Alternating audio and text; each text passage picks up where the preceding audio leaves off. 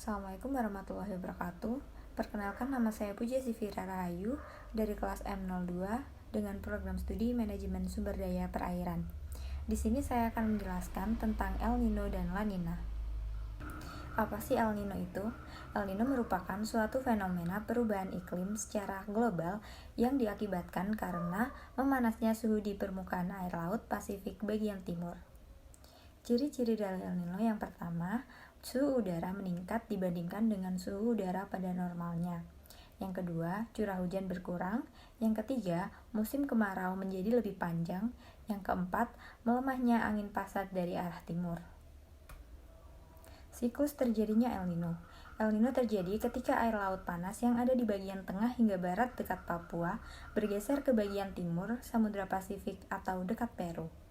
Fenomena tersebut menimbulkan suhu udara di bagian barat Papua menjadi rendah dan tekanan udaranya menjadi tinggi. Sebaliknya, di bagian timur dekat Peru, suhunya meningkat dan tekanan udaranya rendah. Sesuai dengan hukum alam peranginan, angin bergerak dari wilayah bertekanan udara tinggi ke daerah bertekanan udara rendah.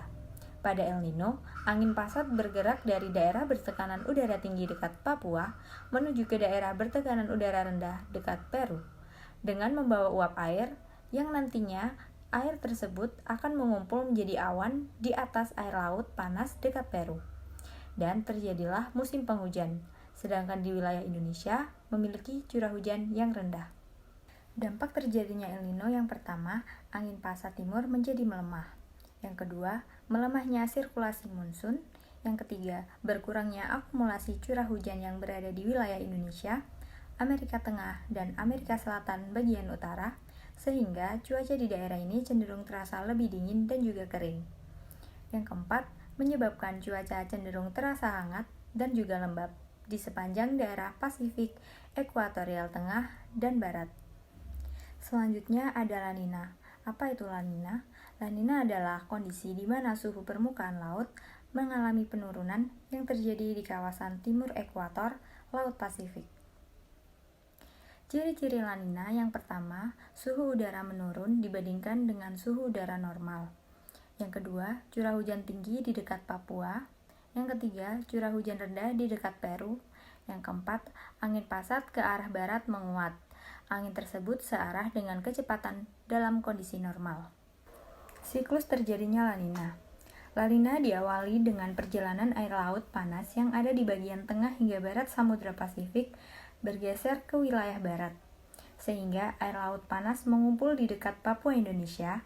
Akibatnya Indonesia berubah menjadi daerah bertekanan rendah atau minimum. Hal tersebut menyebabkan suhu udara di bagian barat dekat Papua menjadi tinggi dan tekanan udaranya rendah. Sebaliknya, di bagian timur dekat Peru, suhu udaranya rendah dan tekanan udaranya tinggi. Pada La Nina, angin pasat kemudian bergerak dari dekat Peru menuju ke dekat Papua. Uap air yang dibawa angin pasat membentuk awan di atas air laut panas dekat Papua dan menghasilkan hujan di wilayah tersebut. Dampak terjadinya La Nina yang pertama, menguatnya angin pasat timur. Yang kedua, menguatnya sirkulasi monsun. Yang ketiga, di wilayah Pasifik bagian timur, akumulasi curah hujan menjadi berkurang. Hal ini akan menjadikan cuaca menjadi lebih dingin dan juga kering.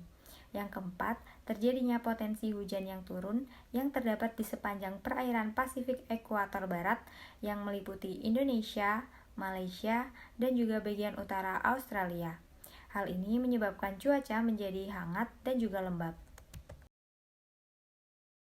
Di wilayah ekuatorial atau di area sepanjang khatulistiwa bumi, terdapat sebuah pola aliran angin yang bergerak mengelilingi bumi dari arah timur ke arah barat. Arus angin yang dikenal juga dengan sebutan angin pasat atau trade winds ini tidak hanya mengelilingi bumi dan mengirim angin sepoi-sepoi ke daratan, tapi angin pasat juga menjadi salah satu penggerak air laut. Di sebelah timur Indonesia ada Samudra Pasifik yang lebarnya lebih dari 13.000 km. Wilayah Pasifik yang sangat luas memungkinkan air laut dalam jumlah yang sangat besar terpapar sinar matahari dan berubah menjadi air hangat. Air laut yang hangat ini memiliki tingkat penguapan yang lebih tinggi daripada air laut yang dingin, dan uap airnya membentuk gumpalan awan hujan yang kemudian jatuh di wilayah Indonesia setelah didorong oleh angin pasat. Namun kondisi cuaca dan iklim yang berubah-ubah bisa membuat pola pergerakan angin pasat dan arus permukaan lautnya menjadi semakin kuat. Akibatnya, ada lebih banyak air laut hangat yang berpindah ke wilayah Indonesia.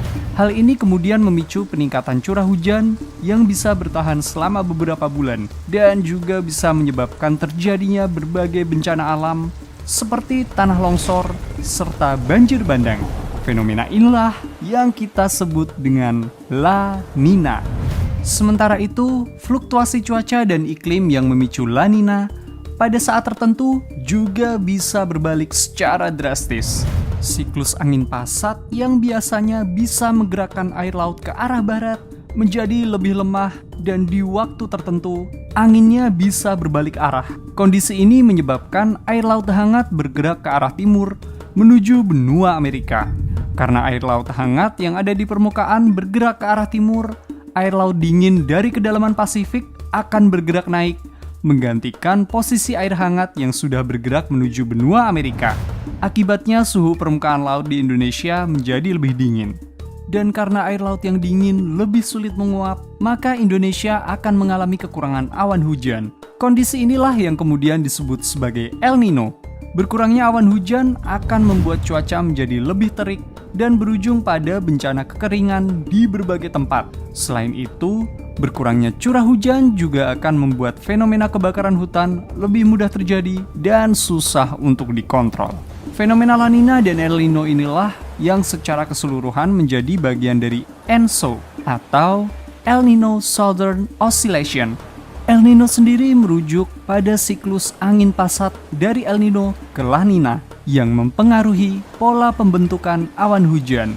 Sementara Southern Oscillation adalah sebutan untuk siklus air laut dingin yang bergerak naik ke permukaan untuk menggantikan posisi air hangat di permukaan laut yang bergerak ke arah timur atau ke arah barat sesuai dengan pola angin pasatnya.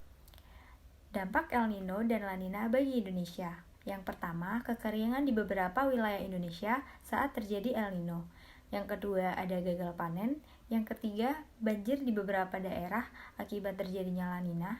Yang ketiga, biaya melaut lebih mahal. Dan yang keempat, maraknya penyakit. Cukup sekian yang bisa saya sampaikan terkait materi El Nino dan La Nina. Sekian, terima kasih. Wassalamualaikum warahmatullahi wabarakatuh.